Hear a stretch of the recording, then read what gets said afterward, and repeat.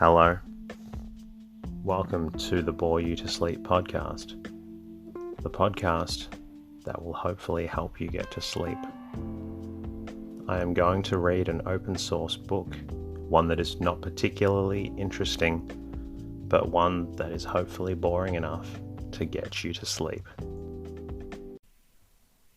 Tonight's readings come from A Christmas Carol by Charles Dickens. The story is about Scrooge, a grumpy man that sees the bad in everything, especially Christmas. I do hope you are not a Scrooge, and I also hope this helps you get a good night's rest at this magical time of the year.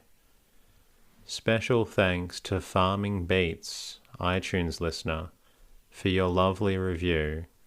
Farming Beats is a great name, by the way, and I'm really glad that I've been able to help you get the rest you need. I'd also like to say thanks to all you listeners who have supported the podcast throughout the year. If the podcast has helped you and you haven't done so already, please jump into iTunes or wherever you're listening. Subscribe and leave a review. It really does help me reach more people who need rest, and it really doesn't take long at all. In the meantime, lie back, relax, and enjoy the readings.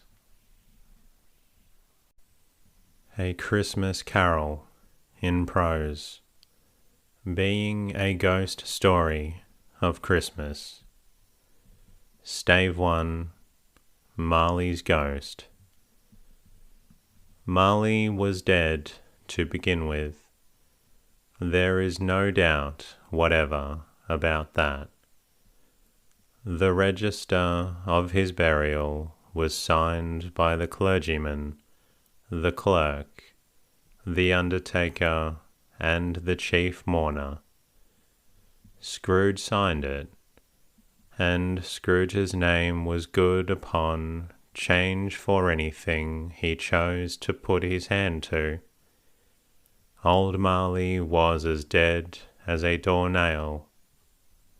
Mind, I don't mean to say that I know, of my own knowledge, what there is particularly dead about a doornail.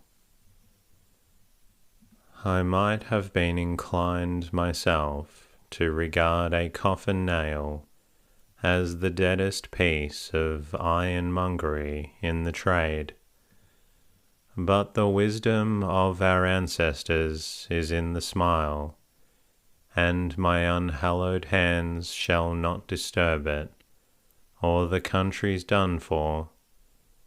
You will, therefore, permit me to repeat emphatically that Marley was as dead as a doornail. Scrooge knew he was dead. Of course he did. How could it be otherwise? Scrooge and he were partners for I don't know how many years. Scrooge was his sole executor, his sole administrator, his sole assign, his sole residuary legatee, his sole friend, and sole mourner. And even Scrooge was not so dreadfully cut up by the sad event, but that he was an excellent man of business on the very day of the funeral, and solemnized it with an undoubted bargain. The mention of Marley's funeral brings me back to the point I started from. There is no doubt that Marley was dead. This must be distinctly understood, or nothing wonderful can come of the story I am going to relate. If we were not perfectly convinced that Hamlet's father died before the play began, There would be nothing more remarkable in his taking a stroll at night, in an easterly wind, upon his own ramparts, than there would be in any other middle-aged gentleman rashly turning out after dark in a breezy spot, say St. Paul's churchyard, for instance, literally to astonish his son's weak mind. Scrooge never painted out old Marley's name. There it stood, years afterwards, above the warehouse door. Scrooge and Marley. The firm was known as Scrooge and Marley. Sometimes people knew the business called Scrooge and Scrooge, and sometimes Marley, but he answered to both names. It was all the same to him. Oh, but he was a tight-fisted hand at the grindstone, Scrooge, a squeezing, wrenching, grasping, scraping, clutching, covetous old sinner, hard and sharp as flint, from which no steel had ever struck out generous fire, secret and self-contained, and solitary as an oyster. The cold within him froze his old features, nipped his pointed nose, shrivelled his cheek, stiffened his gait, made his eyes red, his thin lips blue, and spoke out shrewdly in his grating voice. A frosty rime was on his head, and on his elbows, and his wiry chin. He carried his own low temperature always about with him. He iced his coffee in the dog days, and didn't thaw it 1 degree at Christmas. External heat and cold had little influence on Scrooge. No warmth could warm, no wintry weather chill him. No wind that blew was bitterer than he. No falling snow was more intent upon its purpose. No pelting rain less open to entreaty. Foul weather didn't know where to have him. The heaviest rain and snow and hail and sleet could boast of the advantage over him in only one respect. They often came down handsomely, and Scrooge never did. Nobody ever stopped him in the street to say, with gladsome looks, "My dear Scrooge, how are you? When will you come to see me?" No beggars implored him to bestow a trifle. No children asked him what it was o'clock. No man or woman ever once in all his life inquired the way to such and such a place of Scrooge. Even the blind men's dogs appeared to know him, and when they saw him coming on, would tug their owners into doorways and up courts, and then would wag their tails as though they said, "No eye at all is better than an evil eye, Dark Master." But what did Scrooge care? It was the very thing he liked, to edge his way along the crowded paths of life, warning all human sympathy to keep its distance, was what the knowing ones call nuts to Scrooge.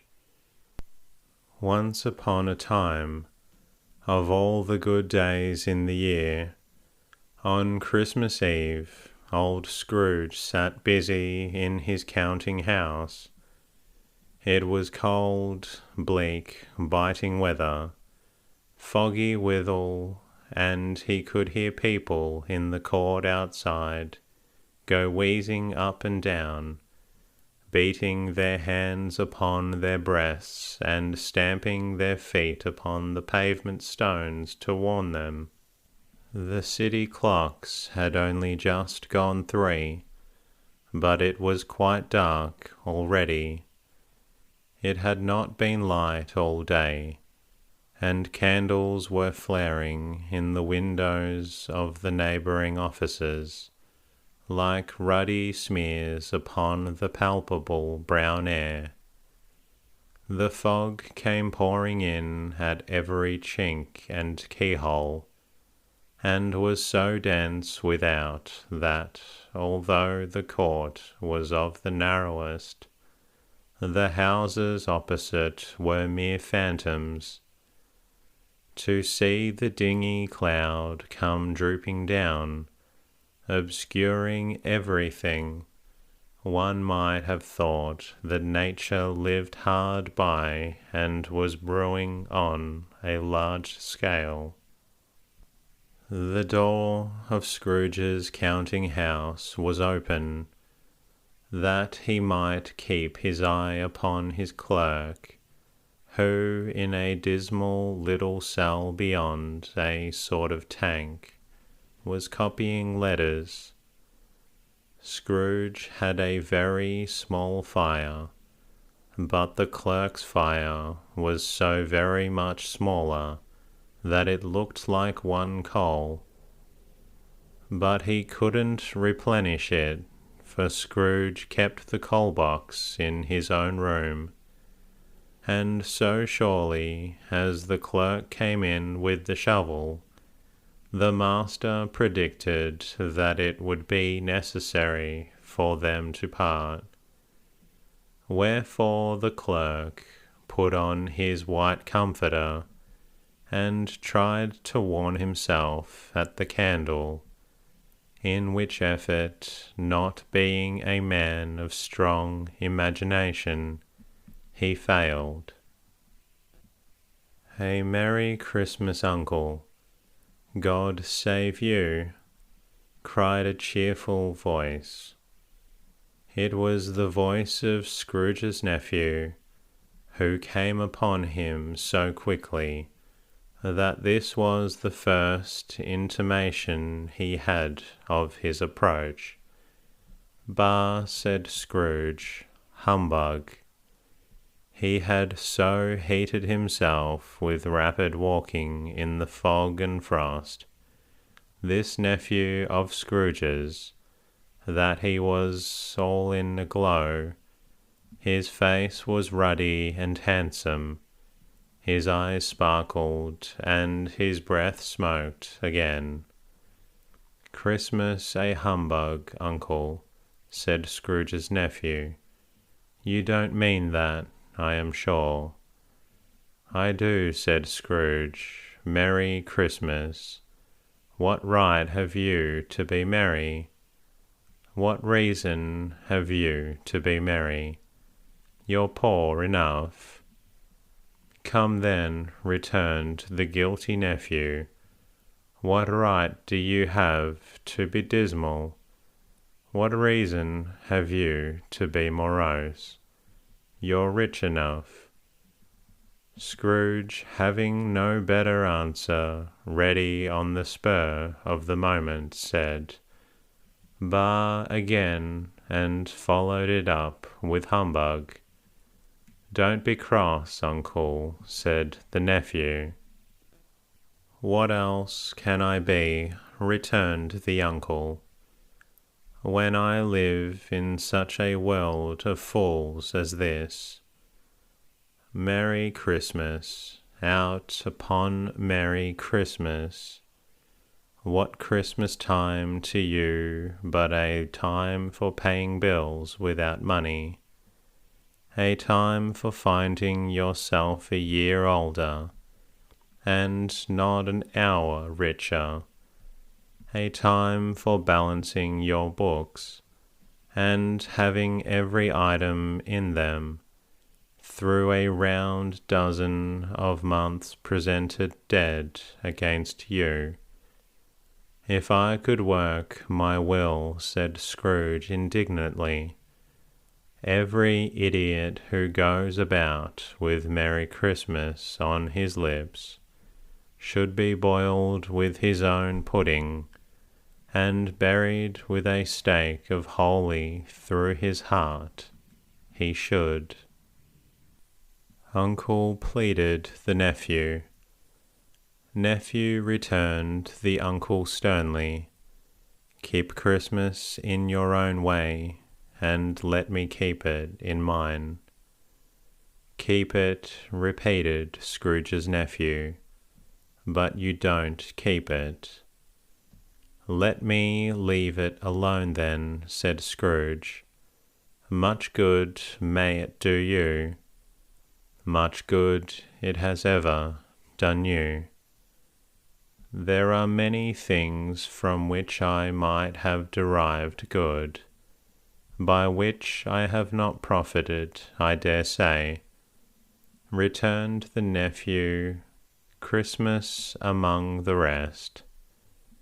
But I am sure I have always thought of Christmas time, when it has come round, apart from the veneration due to its sacred name and origin, if anything belonging to it can be apart from that, as a good time, a kind, forgiving, charitable, pleasant time, the only time I know of, in the long calendar year, when men and women seem by one consent to open their shut-up hearts freely, and to think of people below them as if they really were fellow passengers to the grave, and not another race of creatures bound on other journeys. And therefore, Uncle, though it has never put a scrap of gold or silver in my pocket, I believe that it has done me good, and will do me good, and I say, God bless it. The clerk in the tank involuntarily applauded, becoming immediately sensible of the impropriety. He poked the fire and extinguished the last frail spark forever. Let me hear another sound from you, said Scrooge, and you'll keep your Christmas by losing your situation. You're quite a powerful speaker, sir, he added, turning to his nephew. I wonder why you don't go into Parliament. Don't be angry, Uncle. Come, dine with us tomorrow. Scrooge said that he would see him. Yes, indeed, he did. He went the whole length of the expression, and said that he would see him in the extremity first. But why, said Scrooge's nephew, why? Why did you get married, said Scrooge. Because I fell in love. Because you fell in love, said Scrooge, as if that were the only one thing in the world more ridiculous than a Merry Christmas. Good afternoon. Nay, Uncle, but you never came to see me before that happened. Why give it as a reason for not coming now? Good afternoon, said Scrooge. I want nothing from you. I ask nothing of you. Why cannot we be friends? "Good afternoon," said Scrooge. "I am sorry with all my heart to find you so resolute. We have never had any quarrel to which I have been a party, but I have made the trial in homage to Christmas, and I'll keep my Christmas humour to the last. So a Merry Christmas, Uncle." "Good afternoon," said Scrooge. "And a Happy New Year." "Good afternoon," said Scrooge. His nephew left the room without an angry word, notwithstanding. He stopped at the outer door to bestow the greetings of the season on the clerk, who, cold as he was warmer than Scrooge, for he returned them cordially. "There's another fellow," muttered Scrooge, who overheard him. "My clerk, with 15 shillings a week, and a wife and family, talking about a Merry Christmas. I'll retire to Bedlam." This lunatic, in letting Scrooge's nephew out, had let 2 other people in. They were portly gentlemen, pleasant to behold, and now stood with their hats off in Scrooge's office. They had books and papers in their hands, and bowed to him. "Scrooge and Marley's, I believe," said one of the gentlemen, referring to the list. "Have I the pleasure of addressing Mr. Scrooge or Mr. Marley?" "Mr. Marley has been dead these 7 years," Scrooge replied. "He died 7 years ago, this very night. We have no doubt his liberality is well represented by his surviving partner," said the gentleman, presenting his credentials.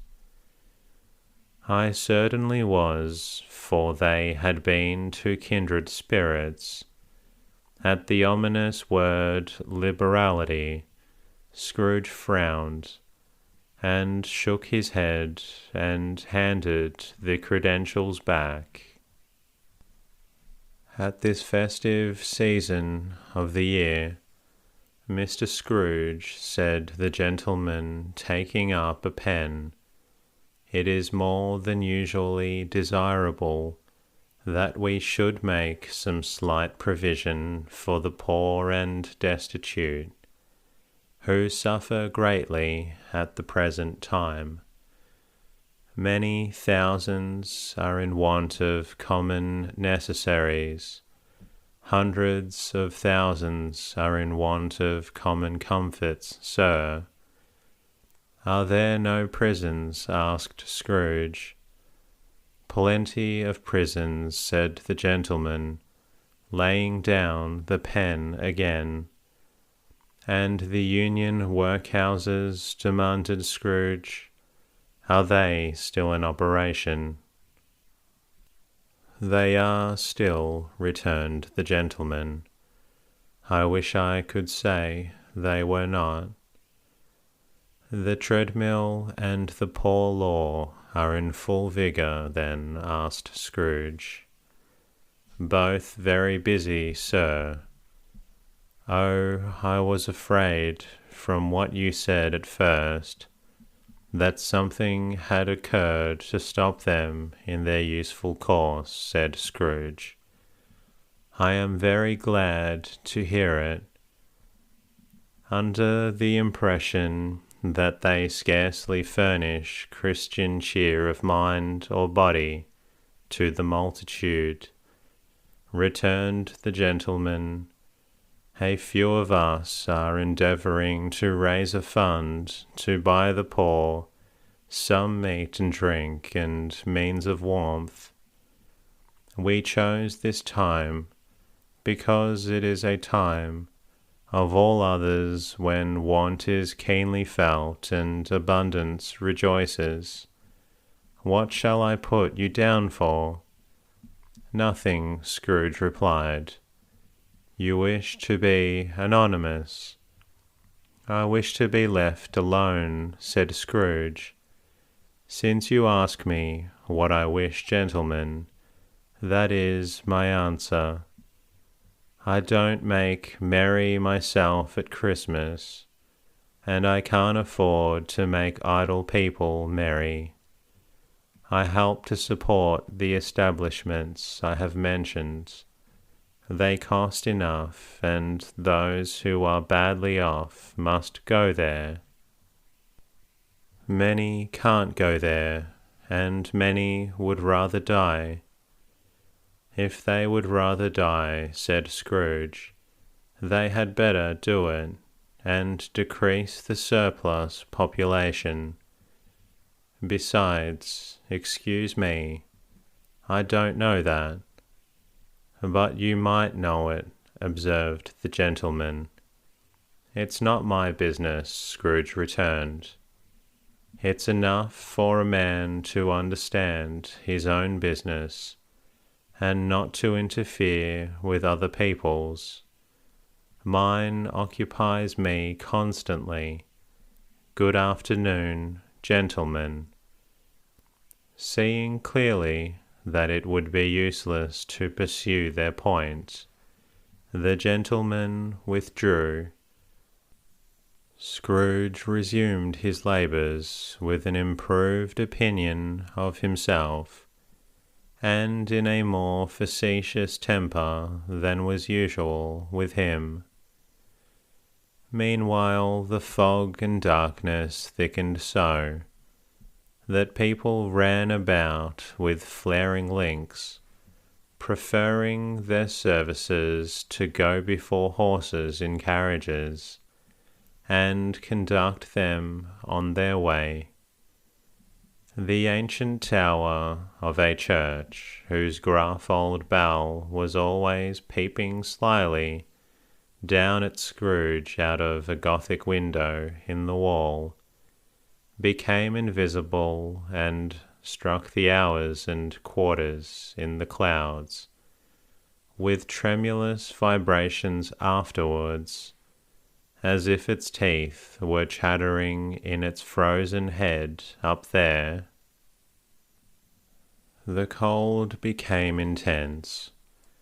In the main street at the corner of the court, some labourers were repairing the gas pipes, and had lighted a great fire in a brazier, round which a party of ragged men and boys were gathered, warming their hands and winking their eyes before the blaze in rapture. The water plug being left in solitude, its overflowings suddenly congealed and turned into misanthropic ice. The brightness of the shops, where holly sprigs and berries crackled in the lamp heat of the windows, made pale faces ruddy as they passed. Poulterers' and grocers' trades became a splendid joke, a glorious pageant with which it was next to impossible to believe that such dull principles as bargain and sale had anything to do. The Lord Mayor in the stronghold of the mighty mansion house gave orders to his 50 cooks and butlers to keep Christmas as a Lord Mayor's household should. And even the little tailor, whom he had fined 5 shillings on the previous Monday for being drunk and bloodthirsty in the streets, stirred up tomorrow's pudding in his garret, while his lean wife and the baby sallied out to buy the beef. Foggier yet and colder, piercing, searching, biting cold. If the good St. Dunstan had but nipped the evil spirit's nose with a touch of such weather as that, instead of using his familiar weapons, then indeed he would have roared to lusty purpose. The owner of one scant young nose gnawed and mumbled by the hungry cold as bones are gnawed by dogs, stooped down at Scrooge's keyhole to regale him with a Christmas carol, but at the first sound of "God bless you, merry gentlemen, may nothing you dismay," Scrooge seized the ruler with such energy of action that the singer fled in terror, leaving the keyhole to the fog and even more congenial frost. At the length the hour of shutting up the counting-house arrived. With an ill will Scrooge dismounted from his stool, and tacitly admitted the fact that to the expectant clerk in the tank, who instantly snuffed his candle out and put on his hat. "You'll want all day tomorrow, I suppose," said Scrooge. "If quite convenient, sir." "It's not convenient," said Scrooge, "and it's not fair. If I was to stop half-a-crown for it, you'd think yourself ill-used, I'll be bound." The clerk smiled faintly. "And yet," said Scrooge, "you don't think me ill-used when I pay a day's wages for no work." The clerk observed that it was only once a year. "A poor excuse for picking a man's pocket every 25th of December," said Scrooge, buttoning his great coat to the chin. "But I suppose you must have the whole day. Be here all the earlier next morning." The clerk promised that he would, and Scrooge walked out with a growl. The office was closed in a twinkling, and the clerk, with the long ends of his white comforter dangling below his waist, for he boasted no great coat, went down a slide on Cornhill, at the end of a lane of boys, 20 times in the honour of its being Christmas Eve, and then ran home to Camden Town, as hard as he could pelt, to play at blindman's buff. Scrooge took his melancholy dinner in his usual melancholy tavern, and having read all the newspapers and beguiled the rest of the evening with his banker's book, went home to bed. He lived in chambers which had once belonged to his deceased partner. They were a gloomy suite of rooms in a lowering pile of building up a yard, where it had so little business to be, that one could scarcely help fancying it must have run there when it was a young house, playing at hide-and-seek with other houses, and have forgotten the way out again. It was old enough now and dreary enough, for nobody lived in it but Scrooge, the other rooms being all let out as offices. The yard was so dark that even Scrooge, who knew its every stone, was fain to grope with his hands. The fog and frost so hung about the black old gateway of the house that it seemed as if the genius of the weather sat in mournful meditation on the threshold. And that concludes tonight's readings. I hope you're feeling drowsy. I look forward to bringing you another episode very soon. Until next time, good night.